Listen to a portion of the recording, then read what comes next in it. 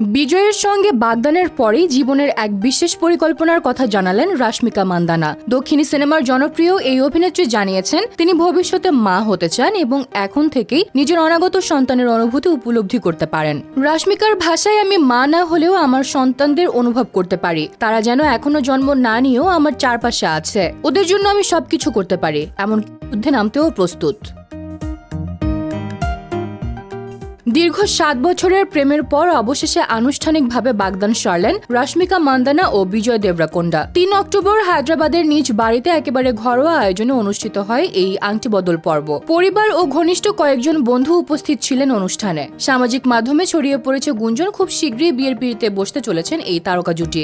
জানা গেছে 2026 সালের ফেব্রুয়ারি মাসে তাদের বিয়ের আনুষ্ঠানিক আয়োজন হবে। এর মধ্যে দীপাবলিও একসঙ্গে উদযাপন করেছেন রাশমিকা ও বিজয়। যদিও এখনো পর্যন্ত কেউই প্রকাশ্যের সম্পর্ক নিয়ে মুখ খোলেননি। তাদের ঘনিষ্ঠ সূত্র বলছে দুজনই চান ব্যক্তিগত জীবনকে গোপন রাখতে। তবে একাধিকবার একই স্থানে ছুটি কাটানো, পারিবারিক অনুষ্ঠানে একসঙ্গে দেখা যাওয়া এবং সামাজিক মাধ্যমে মিল থাকা ইঙ্গিতগুলো ভক্তদের কৌতূহল আরও বাড়িয়েছে।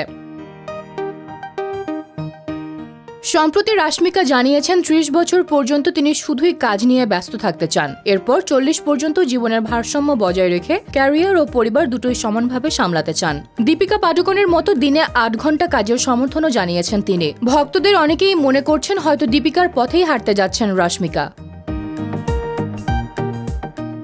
দক্ষিণী সিনেমার এই ন্যাশনাল ক্রাশ এখন জীবনের এক নতুন অধ্যায়ের শুরুতে। ভালোবাসা, পরিবার ও মাতৃত্ব, এই 3 মিলেই যেন নতুন আলোয় আলোকিত হচ্ছেন রাশমিকা মান্দানা।